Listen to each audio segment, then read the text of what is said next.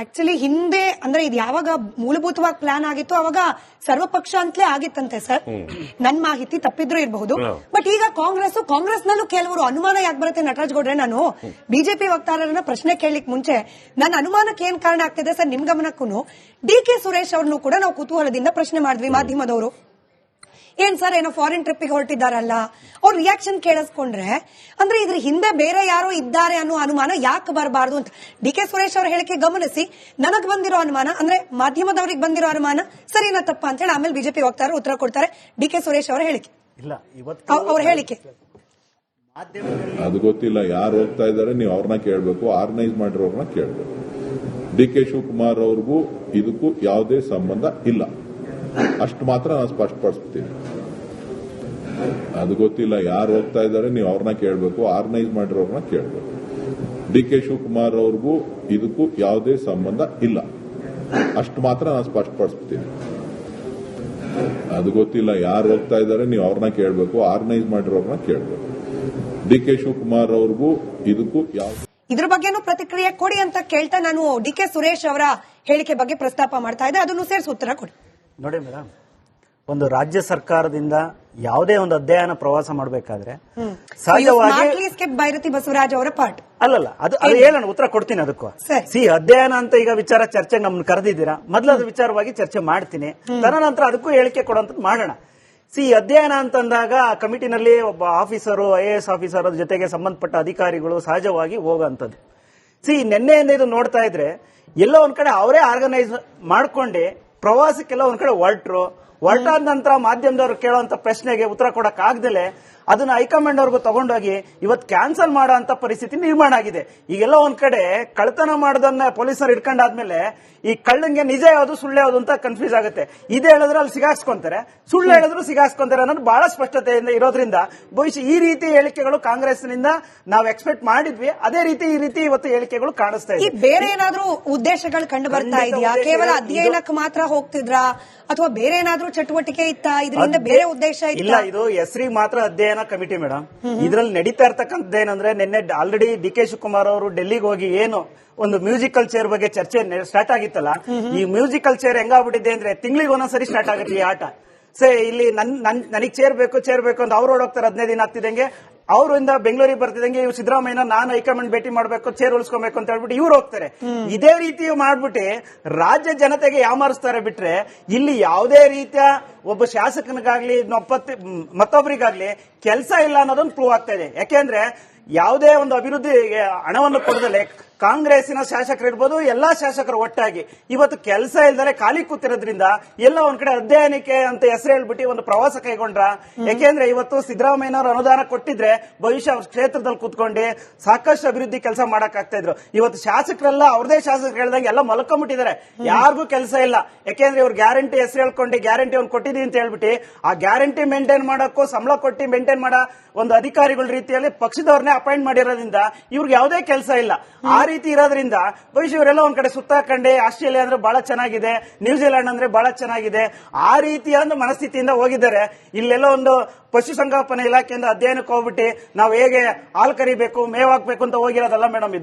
ಇದನ್ನ ಎಲ್ಲೋ ಒಂದ್ ಕಡೆ ಒಂದು ಬಣವಾಗಿ ಪರಿವರ್ತನೆ ಮಾಡ್ಕೊಂಡು ಬೇರೆ ದೇಶದಲ್ಲಿದ್ರೆ ಇದನ್ನ ಎಲ್ಲೋ ಒಂದ್ ಕಡೆ ಮ್ಯೂಸಿಕಲ್ ಚೇರ್ಗೆ ಅವಾಯ್ಡ್ ಮಾಡಕ್ಕೋಸ್ಕರ ಈ ರೀತಿ ಮಾಡಿರ್ತಕ್ಕಂಥ ಪ್ರಯತ್ನ ಬಿಟ್ರೆ ಇಲ್ಲಿ ಒಟ್ಟು ಏನಂದ್ರೆ ಇವತ್ತು ಈ ಸರ್ಕಾರಕ್ಕೆ ರಾಜ್ಯ ಜನತೆಯ ಬದ್ಧತೆ ಇಲ್ಲ. ಕೇವಲ ಇವ್ರಿಗೆ ಇಷ್ಟ ಬಂದಂಗೆ ಒಂದ್ ಕಡೆ ಬೆಲೆ ಏರಿಕೆ ಜಾಸ್ತಿ ಮಾಡ್ಕೊಂಡು ಭ್ರಷ್ಟಾಚಾರ ಮಾಡ್ಕೊಂಡು ಈ ರೀತಿ ಆರೋಪಗಳು ಬಂದಾಗ ಎಲ್ಲ ಒಂದ್ ಕಡೆ ರಾಜ್ಯ ಜನತೆಯ ಗಮನನ ಬೇರೆ ಸೆಳ್ಕೊಂಡು ನುಸುಳುವಂತ ಕೆಲಸಗಳನ್ನ ಇವತ್ತು ಮಾಡ್ತಾ ಇದ್ರೆ ಒಟ್ಟಾಗಿ ಏನಂದ್ರೆ ಈ ರಾಜ್ಯದ ಜನತೆಗೆ ಯಾಮಾರಿಸ್ತಕ್ಕಂತ ಒಂದು ದಪ್ಪ ಚರ್ಮದ ಸರ್ಕಾರ ಈ ರಾಜ್ಯದಲ್ಲಿ ಬಂದ ಮಾಹಿತಿ. ಆಕ್ಚುಲಿ ಹಿಂದೆ ಅಂದ್ರೆ ಇದು ಯಾವಾಗ ಮೂಲಭೂತವಾಗಿ ಪ್ಲಾನ್ ಆಗಿತ್ತು ಅವಾಗ ಸರ್ವಪಕ್ಷ ಅಂತಲೇ ಆಗಿತ್ತಂತೆ ಸರ್. ನನ್ ಮಾಹಿತಿ ತಪ್ಪಿದ್ರು ಇರಬಹುದು.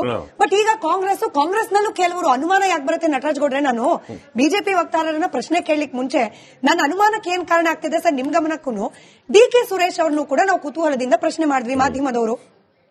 ಏನ್ ಸರ್ ಏನೋ ಫಾರಿನ್ ಟ್ರಿಪ್ಗೆ ಹೊರಟಿದ್ದಾರಲ್ಲ, ಅವ್ರ ರಿಯಾಕ್ಷನ್ ಕೇಳಿಸ್ಕೊಂಡ್ರೆ ಅಂದ್ರೆ ಇದ್ರ ಹಿಂದೆ ಬೇರೆ ಯಾರೋ ಇದ್ದಾರೆ ಅನ್ನೋ ಅನುಮಾನ ಯಾಕೆ ಬರಬಾರ್ದು ಅಂತ. ಡಿ.ಕೆ. ಸುರೇಶ್ ಅವರ ಹೇಳಿಕೆ ಗಮನಿಸಿ ನನಗ್ ಬಂದಿರೋ ಅನುಮಾನ ಅಂದ್ರೆ ಮಾಧ್ಯಮದವ್ರಿಗೆ ಬಂದಿರೋ ಅನುಮಾನ ಸರಿನಾ ತಪ್ಪ ಅಂತ ಹೇಳಿ ಆಮೇಲೆ ಬಿಜೆಪಿ ವಕ್ತಾರರು ಉತ್ತರ ಕೊಡ್ತಾರೆ. ಡಿ.ಕೆ. ಸುರೇಶ್ ಅವರ ಹೇಳಿಕೆ ಅವ್ರ ಹೇಳಿಕೆ ಅದು ಗೊತ್ತಿಲ್ಲ, ಯಾರು ಹೋಗ್ತಾ ಇದ್ದಾರೆ ನೀವು ಅವ್ರನ್ನ ಕೇಳಬೇಕು, ಆರ್ಗನೈಸ್ ಮಾಡಿರೋರ್ನ ಕೇಳಬೇಕು.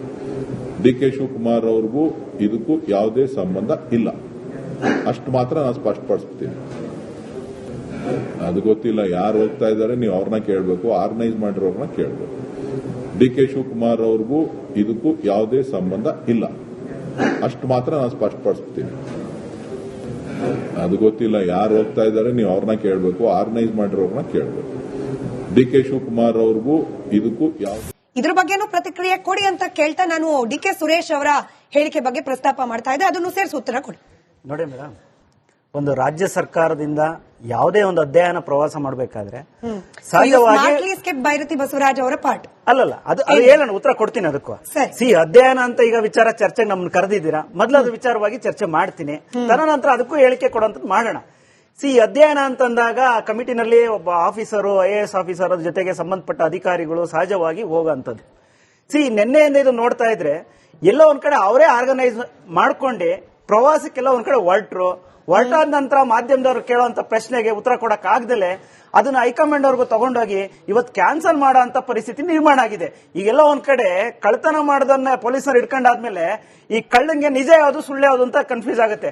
ಇದು ಹೇಳಿದ್ರೆ ಅಲ್ಲಿ ಸಿಗಾಕ್ಸ್ಕೊಂತಾರೆ, ಸುಳ್ಳು ಹೇಳಿದ್ರು ಸಿಗಾಕ್ಸ್ಕೊಂತಾರೆ ಅನ್ನೋದು ಬಹಳ ಸ್ಪಷ್ಟತೆಯಿಂದ ಇರೋದ್ರಿಂದ ಬಹುಶಃ ಈ ರೀತಿ ಹೇಳಿಕೆಗಳು ಕಾಂಗ್ರೆಸ್ನಿಂದ ನಾವು ಎಕ್ಸ್ಪೆಕ್ಟ್ ಮಾಡಿದ್ವಿ, ಅದೇ ರೀತಿ ಈ ರೀತಿ ಇವತ್ತು ಹೇಳಿಕೆಗಳು ಕಾಣಿಸ್ತಾ ಇದೆ. ಬೇರೆ ಏನಾದ್ರೂ ಉದ್ದೇಶಗಳು ಕಂಡು ಬರ್ತಾ ಇದೆಯಾ? ಕೇವಲ ಅಧ್ಯಯನಕ್ಕೆ ಮಾತ್ರ ಹೋಗ್ತಿದ್ರಾ ಅಥವಾ ಬೇರೆ ಏನಾದ್ರೂ ಚಟುವಟಿಕೆ ಇತ್ತಾ? ಇದರಿಂದ ಬೇರೆ ಉದ್ದೇಶ ಇಲ್ಲ, ಇದು ಹೆಸರಿಗೆ ಮಾತ್ರ ಅಧ್ಯಯನ ಕಮಿಟಿ ಮೇಡಮ್. ಇದರಲ್ಲಿ ನಡೀತಾ ಇರ್ತಕ್ಕಂಥದ್ದೇನಂದ್ರೆ ನಿನ್ನೆ ಆಲ್ರೆಡಿ ಡಿ.ಕೆ. ಶಿವಕುಮಾರ್ ಅವರು ಡೆಲ್ಲಿಗೆ ಹೋಗಿ ಏನು ಒಂದು ಮ್ಯೂಸಿಕಲ್ ಚೇರ್ ಬಗ್ಗೆ ಚರ್ಚೆ ಸ್ಟಾರ್ಟ್ ಆಗಿತ್ತಲ್ಲ, ಈ ಮ್ಯೂಸಿಕಲ್ ಚೇರ್ ಹೆಂಗಾಗ್ಬಿಟ್ಟಿದೆ ಅಂದ್ರೆ ತಿಂಗಳಿಗೆ ಒಂದೊಂದ್ಸರಿ ಸ್ಟಾರ್ಟ್ ಆಗುತ್ತೆ ಈ ಆಟ. ಇಲ್ಲಿ ನನಗೆ ಚೇರ್ ಬೇಕು ಅಂತ ಅವ್ರು ಓಡೋಗ್ತಾರೆ. 15 ದಿನ ಆಗ್ತಿದಂಗೆ ಅವರಿಂದ ಬೆಂಗಳೂರಿಗೆ ಬರ್ತಿದಂಗೆ ಇವ್ರು ಸಿದ್ದರಾಮಯ್ಯ ನಾನು ಹೈಕಮಾಂಡ್ ಭೇಟಿ ಮಾಡಬೇಕು, ಚೇರ್ ಉಳಿಸ್ಕೋಬೇಕು ಅಂತ ಹೇಳ್ಬಿಟ್ಟು ಇವ್ರು ಹೋಗ್ತಾರೆ. ಇದೇ ರೀತಿ ಮಾಡ್ಬಿಟ್ಟು ರಾಜ್ಯ ಜನತೆಗೆ ಯಾಮಾರಿಸ್ತಾರೆ ಬಿಟ್ರೆ ಇಲ್ಲಿ ಯಾವುದೇ ರೀತಿಯ ಒಬ್ಬ ಶಾಸಕನಿಗಾಗ್ಲಿ ಮತ್ತೊಬ್ಬರಿಗಾಗ್ಲಿ ಕೆಲಸ ಇಲ್ಲ ಅನ್ನೋದೊಂದು ಪ್ರೂವ್ ಆಗ್ತಾ ಇದೆ. ಯಾಕೆಂದ್ರೆ ಯಾವುದೇ ಒಂದು ಅಭಿವೃದ್ಧಿ ಹಣವನ್ನು ಕೊಡದಲೆ ಕಾಂಗ್ರೆಸ್ಸಿನ ಶಾಸಕರು ಇರ್ಬೋದು, ಎಲ್ಲಾ ಶಾಸಕರು ಒಟ್ಟಾಗಿ ಇವತ್ತು ಕೆಲಸ ಇಲ್ದಲೆ ಖಾಲಿ ಕೂತಿರೋದ್ರಿಂದ ಎಲ್ಲ ಒಂದ್ ಕಡೆ ಅಧ್ಯಯನಕ್ಕೆ ಅಂತ ಹೆಸರು ಹೇಳ್ಬಿಟ್ಟು ಒಂದು ಪ್ರವಾಸ ಕೈಗೊಂಡ್ರ. ಯಾಕೆಂದ್ರೆ ಇವತ್ತು ಸಿದ್ದರಾಮಯ್ಯನವರು ಅನುದಾನ ಕೊಟ್ಟಿದ್ರೆ ಭವಿಷ್ಯ ಅವ್ರ ಕ್ಷೇತ್ರದಲ್ಲಿ ಕೂತ್ಕೊಂಡು ಸಾಕಷ್ಟು ಅಭಿವೃದ್ಧಿ ಕೆಲಸ ಮಾಡಕ್ ಆಗ್ತಾ ಇದ್ರು. ಇವತ್ತು ಶಾಸಕರೆಲ್ಲ ಅವ್ರದೇ ಶಾಸಕರು ಹೇಳ್ದಂಗೆ ಎಲ್ಲ ಮಲ್ಕೊಂಡ್ಬಿಟ್ಟಿದ್ದಾರೆ, ಯಾರಿಗೂ ಕೆಲಸ ಇಲ್ಲ. ಯಾಕೆಂದ್ರೆ ಇವ್ರು ಗ್ಯಾರಂಟಿ ಹೆಸರು ಹೇಳ್ಕೊಂಡು ಗ್ಯಾರಂಟಿ ಅವ್ನು ಕೊಟ್ಟಿದೀನಿ ಅಂತ ಹೇಳ್ಬಿಟ್ಟು ಆ ಗ್ಯಾರಂಟಿ ಮೇಂಟೈನ್ ಮಾಡಕ್ಕೂ ಸಂಬಳ ಕೊಟ್ಟು ಮೇಂಟೈನ್ ಮಾಡೋ ಒಂದು ಅಧಿಕಾರಿಗಳ ರೀತಿಯಲ್ಲಿ ಪಕ್ಷದವ್ರನ್ನೇ ಅಪಾಯಿಂಟ್ ಮಾಡಿರೋದ್ರಿಂದ ಇವ್ರಿಗೆ ಯಾವುದೇ ಕೆಲಸ ಇಲ್ಲ. ಆ ರೀತಿ ಇರೋದ್ರಿಂದ ಬಹುಶಃ ಇವರೆಲ್ಲ ಒಂದ್ ಕಡೆ ಸುತ್ತಾಕಂಡೆ ಆಸ್ಟ್ರೇಲಿಯಾ ಅಂದ್ರೆ ಬಹಳ ಚೆನ್ನಾಗಿದೆ, ನ್ಯೂಜಿಲೆಂಡ್ ಅಂದ್ರೆ ಬಹಳ ಚೆನ್ನಾಗಿದೆ, ಆ ರೀತಿಯ ಒಂದು ಮನಸ್ಥಿತಿಯಿಂದ ಹೋಗಿದ್ದಾರೆ. ಇಲ್ಲೆಲ್ಲ ಒಂದು ಪಶುಸಂಗೋಪನಾ ಇಲಾಖೆಯಿಂದ ಅಧ್ಯಯನಕ್ಕೆ ಹೋಗ್ಬಿಟ್ಟು ನಾವು ಹೇಗೆ ಹಾಲು ಕರಿಬೇಕು, ಮೇವ್ ಹಾಕ್ಬೇಕು ಅಂತ ಹೋಗಿರೋದಲ್ಲ ಮೇಡಮ್. ಇದನ್ನ ಎಲ್ಲೋ ಒಂದ್ ಕಡೆ ಒಂದು ಬಣವಾಗಿ ಪರಿವರ್ತನೆ ಮಾಡ್ಕೊಂಡು ಬೇರೆ ದೇಶದಲ್ಲಿದ್ರೆ ಇದನ್ನ ಎಲ್ಲೋ ಒಂದ್ ಕಡೆ ಮ್ಯೂಸಿಕಲ್ ಚೇರ್ಗೆ ಅವಾಯ್ಡ್ ಮಾಡಕ್ಕೋಸ್ಕರ ಈ ರೀತಿ ಮಾಡಿರ್ತಕ್ಕಂಥ ಪ್ರಯತ್ನ ಬಿಟ್ರೆ ಇಲ್ಲಿ ಒಟ್ಟು ಏನಂದ್ರೆ ಇವತ್ತು ಈ ಸರ್ಕಾರಕ್ಕೆ ರಾಜ್ಯ ಜನತೆಯ ಬದ್ಧತೆ ಇಲ್ಲ.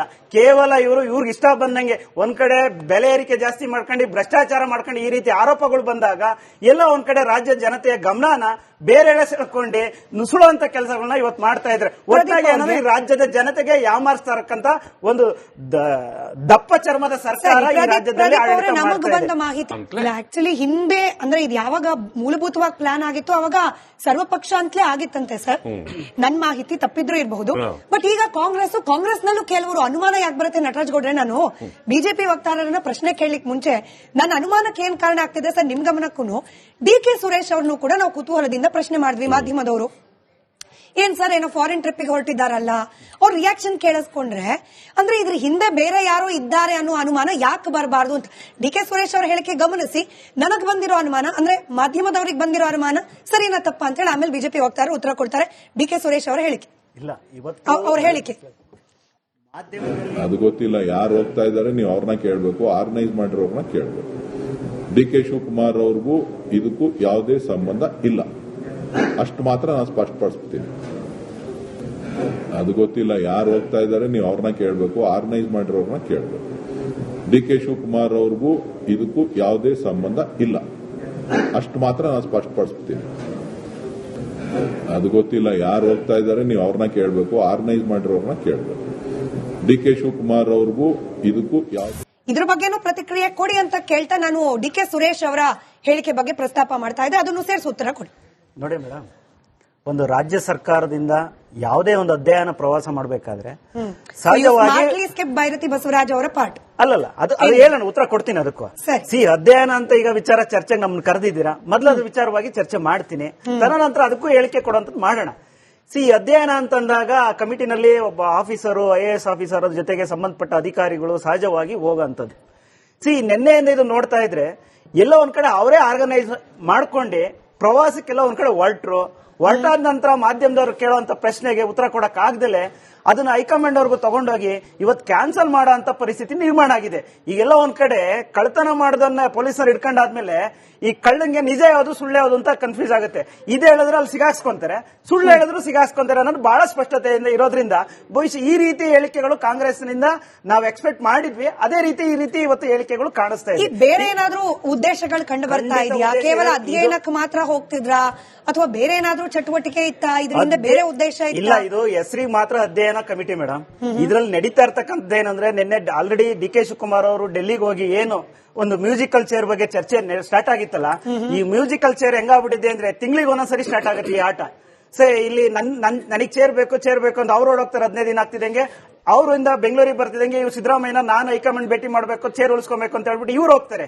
ಇದೇ ರೀತಿ ಮಾಡ್ಬಿಟ್ಟು ರಾಜ್ಯ ಜನತೆಗೆ ಯಾಮಾರಿಸ್ತಾರೆ ಬಿಟ್ರೆ ಇಲ್ಲಿ ಯಾವುದೇ ರೀತಿಯ ಒಬ್ಬ ಶಾಸಕನಿಗಾಗ್ಲಿ ಮತ್ತೊಬ್ಬರಿಗಾಗ್ಲಿ ಕೆಲಸ ಇಲ್ಲ ಅನ್ನೋದೊಂದು ಪ್ರೂವ್ ಆಗ್ತಾ ಇದೆ. ಯಾಕೆಂದ್ರೆ ಯಾವುದೇ ಒಂದು ಅಭಿವೃದ್ಧಿ ಹಣವನ್ನು ಕೊಡದಲೆ ಕಾಂಗ್ರೆಸ್ಸಿನ ಶಾಸಕರು ಇರ್ಬೋದು, ಎಲ್ಲಾ ಶಾಸಕರು ಒಟ್ಟಾಗಿ ಇವತ್ತು ಕೆಲಸ ಇಲ್ದಲೆ ಖಾಲಿ ಕೂತಿರೋದ್ರಿಂದ ಎಲ್ಲ ಒಂದ್ ಕಡೆ ಅಧ್ಯಯನಕ್ಕೆ ಅಂತ ಹೆಸರು ಹೇಳ್ಬಿಟ್ಟು ಒಂದು ಪ್ರವಾಸ ಕೈಗೊಂಡ್ರ.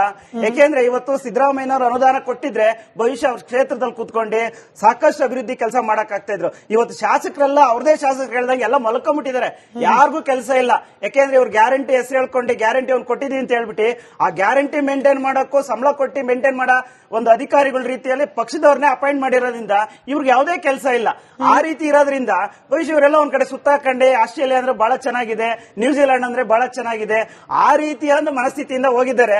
ಇಲ್ಲೆಲ್ಲ ಒಂದು ಪಶುಸಂಗೋಪನಾ ಇಲಾಖೆಯಿಂದ ಅಧ್ಯಯನಕ್ಕೆ ಹೋಗ್ಬಿಟ್ಟು ನಾವು ಹೇಗೆ ಹಾಲು ಕರಿಬೇಕು, ಮೇವ್ ಹಾಕ್ಬೇಕು ಅಂತ ಹೋಗಿರೋದಲ್ಲ ಮೇಡಮ್.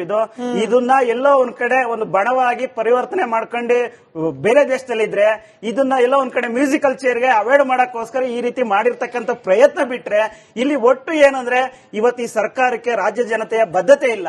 ಕೇವಲ ಇವ್ರಿಗೆ ಇಷ್ಟ ಬಂದಂಗೆ ಒಂದ್ ಕಡೆ ಬೆಲೆ ಏರಿಕೆ ಜಾಸ್ತಿ ಮಾಡ್ಕೊಂಡು ಭ್ರಷ್ಟಾಚಾರ ಮಾಡ್ಕೊಂಡು ಈ ರೀತಿ ಆರೋಪಗಳು ಬಂದಾಗ ಎಲ್ಲ ಒಂದ್ ಕಡೆ ರಾಜ್ಯ ಜನತೆಯ ಗಮನನ ಬೇರೆ ಸೆಳ್ಕೊಂಡು ನುಸುಳುವಂತ ಕೆಲಸಗಳನ್ನ ಇವತ್ತು ಮಾಡ್ತಾ ಇದ್ರೆ ಒಟ್ಟಾಗಿ ಏನಂದ್ರೆ ಈ ರಾಜ್ಯದ ಜನತೆಗೆ ಯಾಮಾರಿಸ್ತಾ ಇರಕ್ಕಂತ ಒಂದು ದಪ್ಪ ಚರ್ಮದ ಸರ್ಕಾರ ಈ ರಾಜ್ಯದಲ್ಲಿ ಆಡಳಿತ ಮಾಡ್ತಾ ಇದೆ.